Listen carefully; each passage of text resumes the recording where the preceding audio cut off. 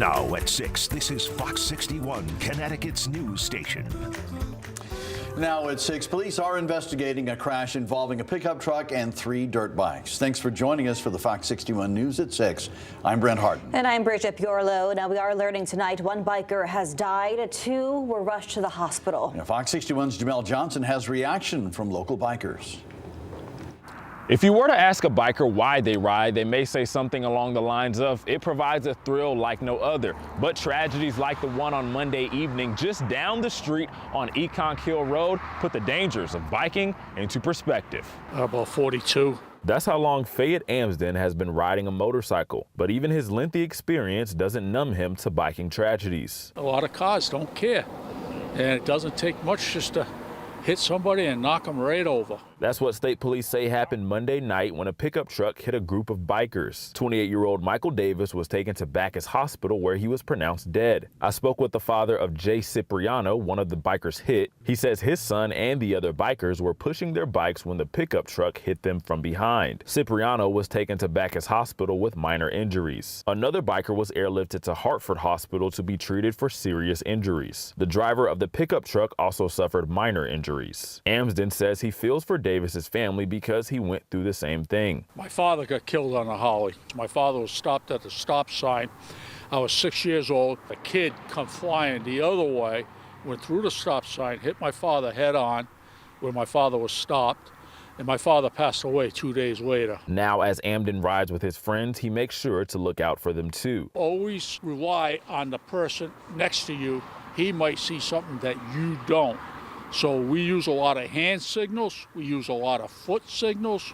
If there's a hole in the road or something like that, we extend our foot out, and everybody knows what the signals are that we ride with. Amsden says he hopes both drivers and bikers can learn from this tragedy and work together to prevent crashes. As a part of the investigation, state police actually closed part of Econk Hill Road down, but as of now, it's back open for drivers. In Voluntown, Jamel Johnson, Fox 61. We have breaking news from Waterbury right now, where police say a woman has died in what's being investigated as a domestic stabbing incident. Police say the victim was stabbed multiple times and was found along Lounsbury Avenue this afternoon, and she died at the hospital. Police took a man into custody following the incident. Investigators say charges are pending. All right, turning to the weather now. Today was nothing short of beautiful. This is a live look of what East Hartford, Waterbury, and New Haven look like right now. The sun has been shining on the cameras for most of the day. It was just so nice out there. Chief Meteorologist Rachel Frank is here with the first check on the forecast. Rachel, will there be more opportunities for people to get outside this week? Absolutely. There's a lot of chances, but temperatures will be cooler as we head through the next couple of days. In fact, about 10 degrees cooler tomorrow. Right now in the Hartford area, it's 60.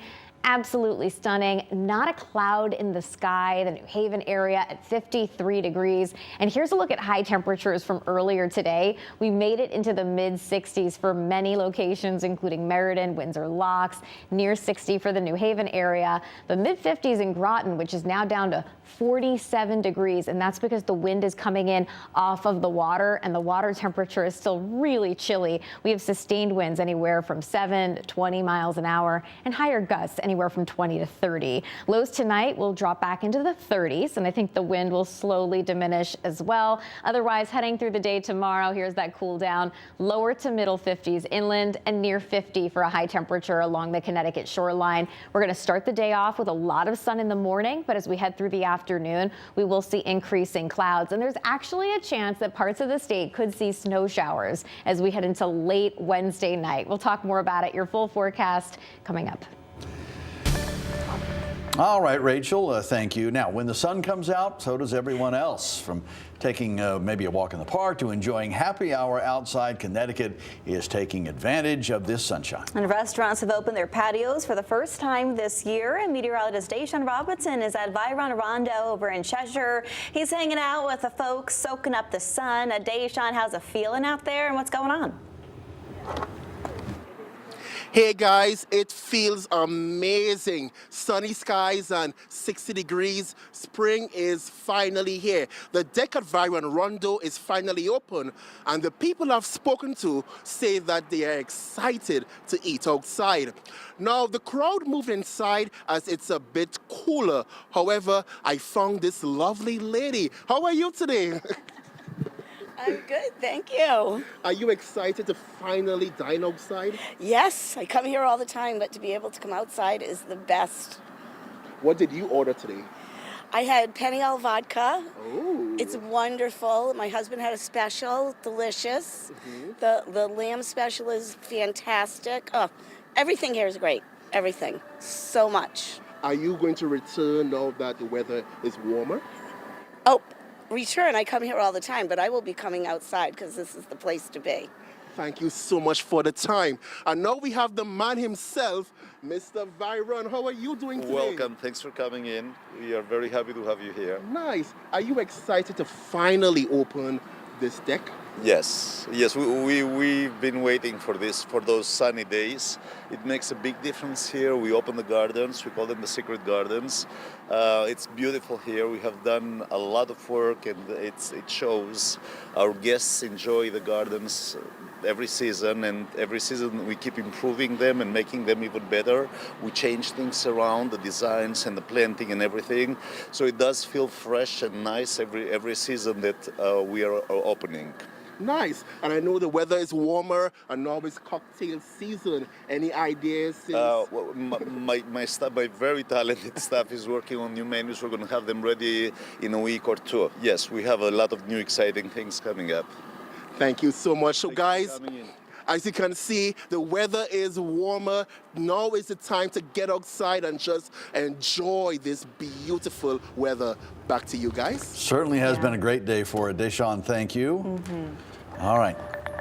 The trade war between the United States and Canada has cooled a bit tonight after President Donald Trump said he would double tariffs on steel and aluminum. Ontario won't increase electricity prices. Now President Trump reduced the tariffs back down. Tariffs would have increased from 25% to 50% starting tomorrow, and this move would have impacted industries like construction and manufacturing. President Trump says he did this in response to Ontario hiking electricity costs.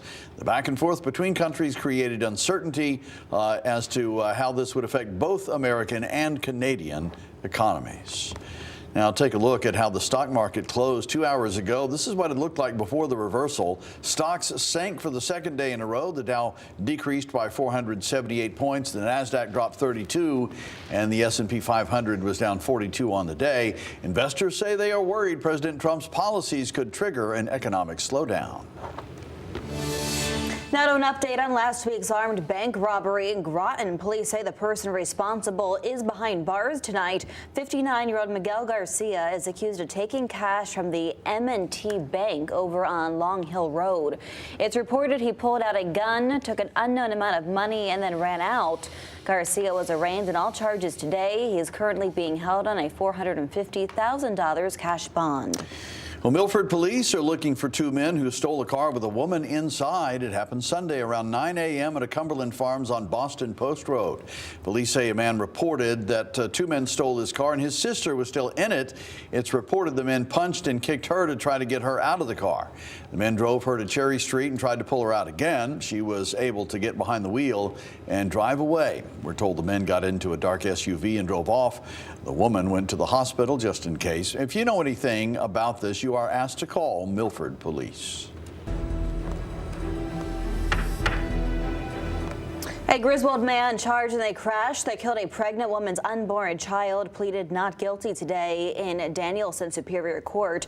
Police say last February, Eric LeBlanc was driving on Route 12 in Killingly when he rear-ended a car that was driven by Abby Bragdon. She was pregnant at the time.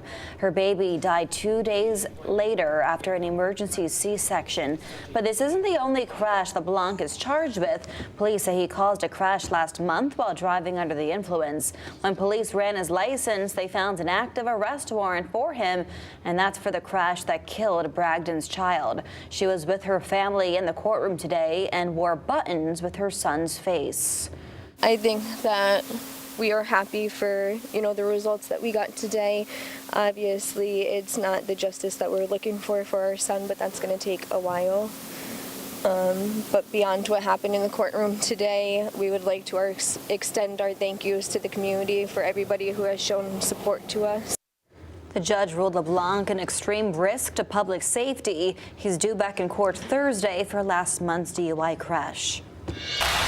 Well, how would you improve your community for just $100? Well, some New Haven officials want to know and possibly fund your idea. Fox 61's Emma Wolforst has the details from New Haven.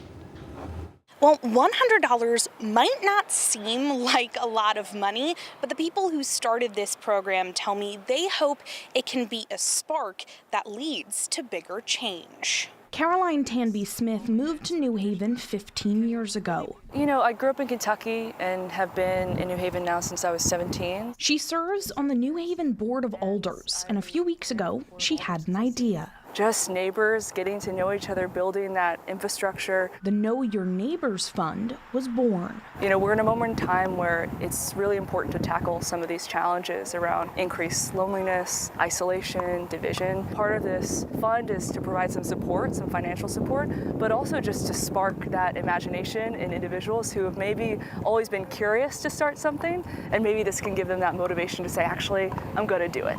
Launched Monday, the fund will provide micro grants of $100 to New Haven residents for projects like clubs, cleanup crews, or activities for neighbors to get to know each other. Saturday basketball league to a morning chess club to a street cleanup crew, outdoor music gigs, any of those kinds of activities that brings neighbors together. So where's the money coming from? Hope Chavez, executive director of the Arts Council of Greater New Haven, explains. Fiscal sponsorship is a really unique program that we offer here at the Arts Council. It allows us as a 501c3 nonprofit in order to help folks who are trying to do kind of nonprofit in spirit, is what we call it, projects. The Arts Council isn't making a financial commitment to this project, but rather doing the fiscal management for the project. Applicants must be New Haven residents and outline a plan of consistency for their idea. I think a lot of folks have the seed of an idea, and what they need is a small investment to explore the idea. Chavez says the plan right now is to offer between 5 and 10 grants, but she and Tanby Smith say this is just a start. There's this civic spirit that ripples through the sidewalks and through the streets, and being involved in the community has given me such purpose and such meaning. And so I think there's a real hunger for meaning, there's a real hunger for purpose, and I think these kinds of small engagements, small events can bring about that sense of connection. For more information about the program and the link to apply, head to our website at fox61.com. Reporting in New Haven, Emma Wolforst, Fox 61.